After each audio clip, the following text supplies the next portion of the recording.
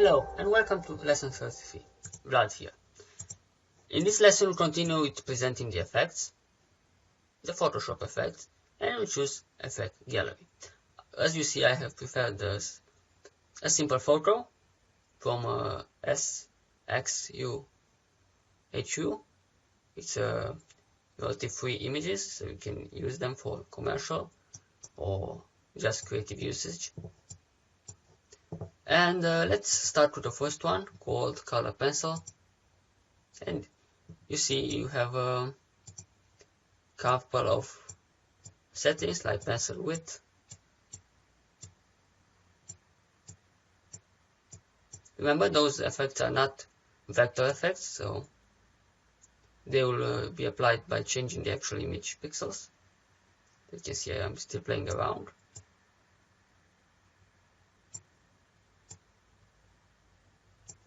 You get the idea.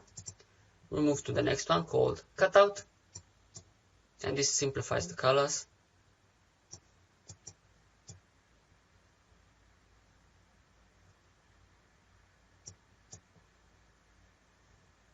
You can see what's going on.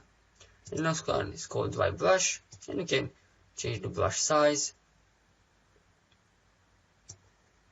the brush detail, and the texture. The next one is called film grain, so you can change the amount of grain, the highlight area, and the intensity of the light. The next one is called fresco, and you got the size, the brush detail, and the texture. The next one is called neon glow, and you can adjust the glow color, maybe make it red, so you can change the brightness of the color. Those kind of effects, especially Photoshop one, works best with photos. So if you have vector works, they might not work at all, or you don't see any visible effect. Okay, so paint jobs.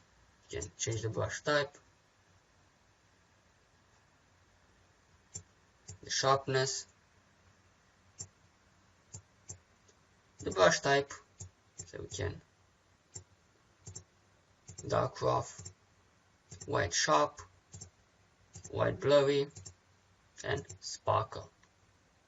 The next one is called palette knife, and you can see you can tweak the stroke size, the stroke detail, and the softness. Okay, the next one is called plastic warp, and makes the photo looks like plastic.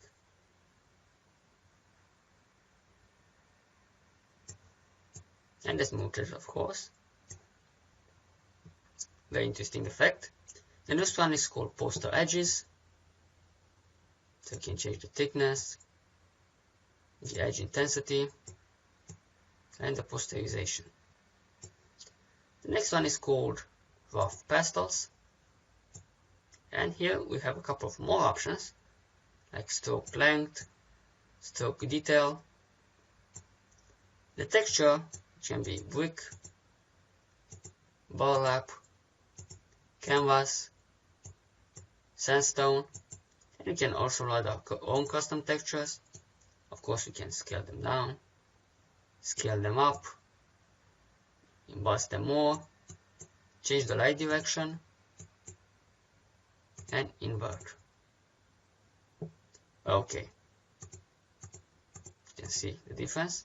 The next one is called smudge stick, and again you can increase the stroke length, the highlight area, and the intensity maybe. Moving on, we get the sponge.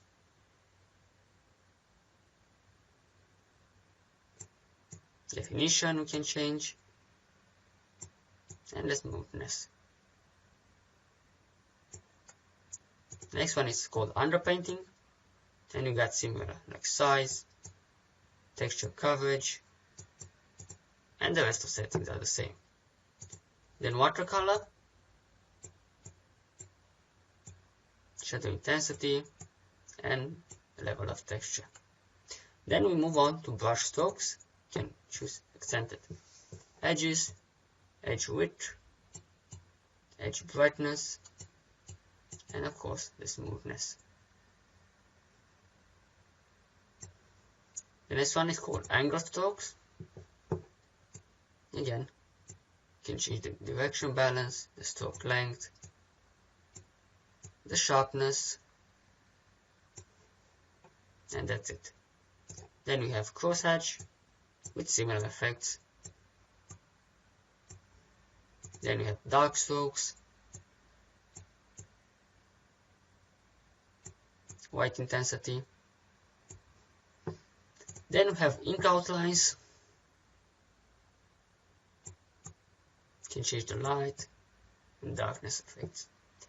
Then we got spatter, and you can change the smoothness. We also got sprayed strokes, and you can change the angle and the spray radius. We got semi. You can put the stroke pressure and the contrast we want. The last in this lesson, and we'll continue in the next one, is diffuse glow. And you can change the graininess,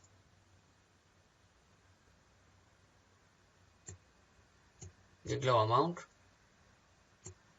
and the clear amount. Then we have glass, smoothness.